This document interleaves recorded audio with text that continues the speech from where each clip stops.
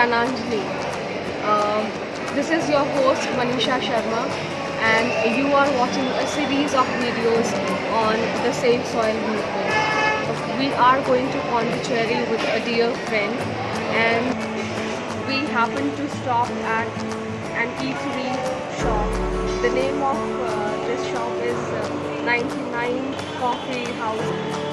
So I felt like shooting a small video clip here. Reason being, I got reminded of my childhood, and I just wanted to share it with you. See what I have here. It's a 10 paise coin. I have used it in my childhood. I used to buy candy for this paisa, and then I have got 5 paisa. So I am just kind of, mesmerized because I am getting goosebumps here, and reason being that I never expected that I'll come across this, and I have got many more coins I would like to show you here.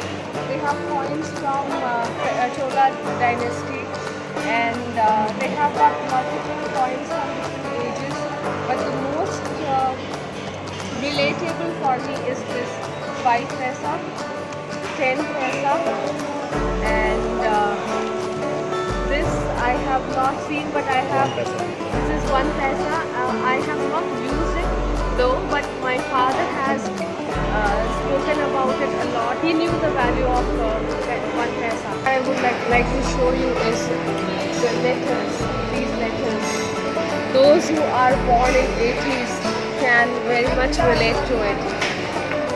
Okay, and I know that you also would be happy and glad to see it, because we don't come across such things daily, but suddenly when we see them, we become very happy. In today's video, we have a journalist with us.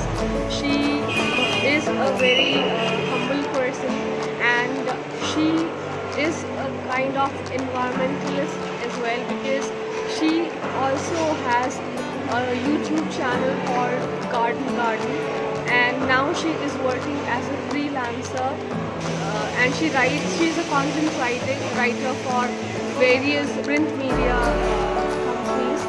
So I would like to hear it out from her. So over to her. Thank you very much, and you stay safe.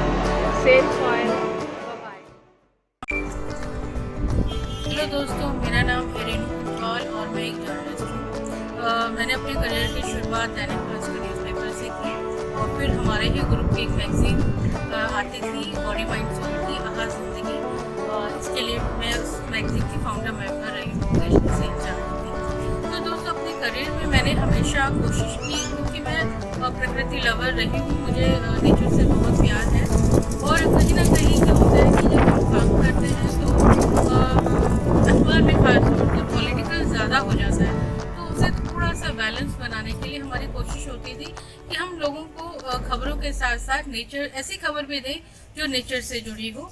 और उसके लिए हमारा उस समय एक मात्र उपाय ये था कि हम उसमें ऐसे लोगों के इंटरव्यू लें, ऐसे लोगों के इंटरव्यू छापें जो प्रकृति से किसी न किसी रूप में जुड़े हों। हम अनुपम मिश्र जी को बहुत छापते थे, पर्यावरण से जुड़े थे, राजेंद्र सिंह जी को बहुत करते थे, सुंदरलाल बहुगुणा जी को हम काफ़ी छापते थे, ज्ञानेंद्र रावत जी को हम छापते थे।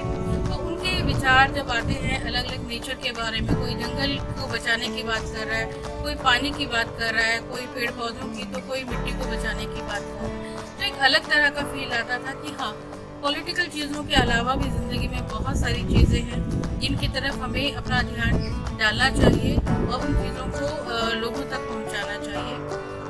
इसके बाद दोस्तों लॉकडाउन हुआ, तो क्योंकि हम लोग उत्तराखंड से हैं और पहाड़ में रहने वाले लोग तो बहुत ज़्यादा ही नेचर लवर होते हैं। मतलब मेरे कहने का मतलब ये नहीं कि बाकी लोग भी होते हैं, वो भी होते हैं, लेकिन हम स्वभाव से ही प्रकृति से जुड़े हुए लोग हैं। तो जब लॉकडाउन हुआ तो मैंने सोचा कि क्यों ना कुछ नया किया जाए, तो कोई नया कर रहा था, तो मैंने एक चैनल शुरू किया गार्डन। उसमें भी मेरा मकसद ये था कि हम शहरों में जो लोग रहते हैं उन्हें किचन गार्डन अपना बनाने के लिए, कैसे वो अपना किचन गार्डन बना सकते हैं उसके लिए प्रेरित करें, कुछ बेसिक पौधे लगाने के लिए अपने घर में प्रेरित करें। और मुझे बड़ी खुशी है कि वो चैनल बहुत अच्छा चल रहा है, 2 साल हो गए हैं उसे। लेकिन आज जिस सब्जेक्ट में मैं बात करने वाली हूँ वो ऐसा है कि मैं बोलूँगी कि वो मेरा ऐसा अनुभव है जो मैं बचपन से देख रही हूँ कि हम लोग नेचर की बात करते हैं, हम लोग ज़मीन की बात करते हैं, पानी की बात करते हैं, किसानों की भी बात करते हैं, लेकिन हम हमारी तरफ से क्या पहल होती है। एक इंसान के तौर पे कोई अच्छा कर रहा होता है, हम उससे बड़ी खुशी हमें होती है कि देखो कितना अच्छा कर रहे हैं, ये हम उनकी प्रशंसा भी करते हैं। लेकिन एक इंसान होने के नाते हमारा क्या दायित्व है, क्या हम कभी इस बारे में सोचते हैं? और अगर नहीं सोचते, मतलब मैं तो पर्सनली बहुत सोचती हूँ, लेकिन जो लोग नहीं सोचते उन्हें भी ज़रूर सोचना चाहिए।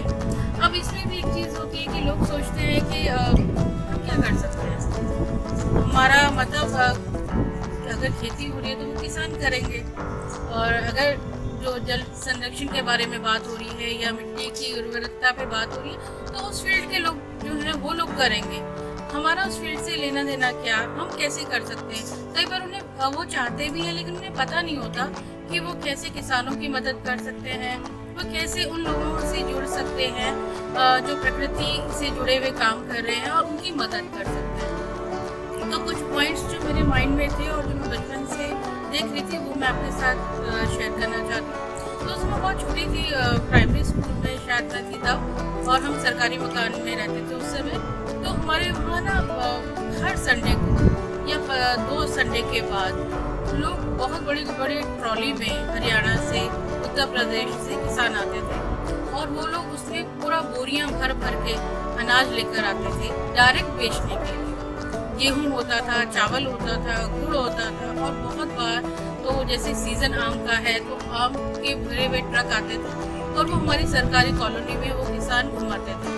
और मुझे बड़ी खुशी होती थी, लोग इतना सारा चीज़ें लेते थे, बल्क में लेते थे। हमारे घर में भी 1-2 बोरियां हम गेहूं की रख लेते थे और हमारी बिल्डिंग के सभी लोग लेते थे और फिर उनका वो साल भर का जुगाड़ हो जाता था। तो आज मैं अगर उन सब चीज़ों को सोचती हूँ, बचपन की घटनाओं को सोचती हूँ, तो मुझे लगता है कि देखो उस समय भी लोग किस तरह से एक इंसान कैसे किसानों के बारे में सोच रहा था, क्योंकि हमारे माँ बाप जानते हैं कि वो जो किसान है वो अगर मंडियों में जाते हैं तो जो वहाँ के बिचौलिए होते हैं वो काफ़ी सारा कमीशन खा लेते हैं। तो वो लोग क्या करते हैं कि डायरेक्ट चाहते हैं कि एक आम इंसान से वो जुड़े और उनके बीच का कमीशन ख़त्म हो जाए और वो आपको डायरेक्ट बेच सके। तो मुझे बड़ी खुशी है कि हमारे परिवार ने तो इस तरह की जो किसान आते थे उनको समर्थन किया। और मैं चाहूँगी कि अगर आपके इलाके में भी कोई किसान अपनी बड़ी ट्रॉली लेकर, ट्रक लेकर आता है और आपको डायरेक्ट सामान बेचना चाहता है तो आप उससे ज़रूर खरीदें, क्योंकि कहीं ना कहीं आप उस किसान की मदद करेंगे। एक चीज़ और वाकया मैं आपसे शेयर करना चाहती हूँ। पिछले दिनों मेरी सिस्टर जो कि नोएडा में रहती है, वो लोग कहीं जा रहे थे तो रास्ते में, नोएडा में आपको पता होगा काफ़ी सड़क बीच में है तो उधर भी खेत है, इधर भी खेत है, तो काफ़ी सारा वहाँ खेती की ज़मीन है। तो उन्होंने ऐसी गाड़ी रोकी और देखा कि लोग वहाँ पर सब्जियाँ खरीद रहे थे, तो वो लोग भी रुके, उन्होंने पूछा तो वहाँ पता चला कि किसान जो है डायरेक्ट अपने खेत से लोगों को सब्जियां बेचते हैं। तो ये कितना अच्छा उपाय था, उन लोगों का प्रयास था, और हम लोगों के लिए भी कितना अच्छा है कि हम डायरेक्ट उन किसानों से सब्जियां लें, जिसको हम डरते हैं कि यार पता नहीं कब की बासी सब्जी होगी, कब से बचा कर रखोगी। उससे बेटर है कि आप ताज़ा, अगर आपके पास सुविधा है, आप ऐसे इलाकों में रहते हैं जहाँ आपके नज़दीक में खेत है, किसान है, तो आप डायरेक्ट उनके पास जाइए और उनसे खरीदिए। उसका एक फ़ायदा ये भी होता है कि जैसे मेरी सिस्टर गई वहाँ पर, बोला कि हमें ये भिंडी खरीदनी है, मूली खरीदनी है, तो उस किसान ने कहा कि ठीक है आप जाइए, खुद तोड़ लीजिए, जितना चाहिए खुद तोड़ लीजिए और फिर आप तुलवा लीजिए। लेकिन उसमें ये होता है कि जितना आपने तोड़ा होता है आपको वो लेना होगा। तो मेरे भांजे गए, मूली खाड़ रहे हैं, उनके लिए भी बिल्कुल नया एक्सपीरियंस था। वो बच्चे शहरों में रहने वाले जिन्हें ये नहीं पता कि कौन सी सब्जियां ज़मीन के नीचे उगती हैं, कौन सी पेड़ के ऊपर उगती हैं, उनके लिए बहुत ज़्यादा कौतूहल का विषय था कि अरे हम मूली खुद उखाड़ रहे हैं, हम भिंडी खुद तोड़ रहे हैं। तो ये बहुत बहुत ही अच्छा जुड़ने का, प्रकृति से जुड़ने का, ज़मीन से जुड़ने का एक तरीका होता है जो आपको अपने बच्चों को ज़रूर ये अनुभव कराना चाहिए अगर आपके पास आसपास ये सुविधा मौजूद है। एक और पॉइंट, जो लास्ट पॉइंट है, वो मैं आपके साथ शेयर करना चाहती हूँ कि अगर चलो कोई नहीं, आपके इधर कोई डायरेक्ट बेचने वाला नहीं आता, सामान बेचने वाला, या कभी आपकी नज़र सड़क के किनारे आम या अमरूद बेचते हुए ठेलों पे नहीं पड़ी, जो कि डायरेक्ट किसान आकर बेच रहे होते हैं, कोई बात नहीं। आप अपने घर में, आपने देखा होगा आजकल बड़ा कैंपेन चल रहा है कि आप जो कचरा है, गीला और सूखा कचरा अलग अलग आप करेंगे। उसमें उसकी वजह ये होती है, जो हमारा गीला कचरा होता है वो हमारी खाद बनाने के काम आता है। किचन वेस्ट से बनी हुई जो हमारी कंपोस्ट होती है उसे बनाने के काम आता है। तो जो हमारे जो स्वीपर हैं वो जो लेकर जाते हैं वो भी उसकी खाद ही बनाते हैं। लेकिन ये काम आप खुद भी कर सकते हैं। आपके जो डेली का बचा हुआ किचन वेस्ट है उससे आप अपने घर में खाद बना सकते हैं। बहुत सारे यूट्यूब पे वीडियोस हैं जहाँ से आप सीख सकते हैं कि आपको घर में आप किचन वेस्ट से कैसे आप खाद बना सकते हैं। और जो भी आपके घर में 5, 10, 15 जो भी गमले हैं, आपको बहुत अच्छा लगेगा वो इतनी अच्छी खाद आपकी खुद की बनाई हुई जब आप अपने पेड़ पौधों में डालोगे। तो उससे आप पूरी दुनिया की मिट्टी को तो नहीं सुरक्षित कर सकते, लेकिन हाँ, जो मिट्टी आपके पास है, जो मिट्टी आपके गमलों में है, जो मिट्टी आपके पौधों को उर्वरक बना रही है, उस मिट्टी को आप ज़रूर उर्वरक बना सकते हो। और अगर मान लो आपको लगता है कि आपके घर में तो पेड़ पौधे ही नहीं है, तो आपको बनाने का क्या फ़ायदा? ऐसा नहीं है, आप बना लीजिए। इसमें भी 2 चीज़ें हैं। बहुत सारे लोग ऐसे हैं जो कंपोस्ट बनाते हैं और उसमें लिक्विड फर्टिलाइज़र भी मिल जाता है जब आप उसे किचन वेस्ट से खाद बनाते हो। तो बहुत सारे लोग इसे प्रोफेशनली तौर पे काम कर रहे हैं और उस खाद को वो लोग बेचते हैं। और अगर आपको नहीं बेचना तो आप ऐसे किसी को डोनेट कर लीजिए, क्योंकि अगर आपके मन में ये भावना है कि हमें मिट्टी को उर्वरक बनाना है, सॉइल को अच्छा बनाना है, तभी हमारी प्रकृति भी सुरक्षित रहेगी। हमारे सदगुरु तो इतने बार आकर टीवी पे सबको बता रहे हैं कि किस तरह से हम अपनी मिट्टी को खराब होने से बचाएं, उसकी उर्वरकता को कैसे हम बचा कर रखें, हमें क्या क्या करना चाहिए।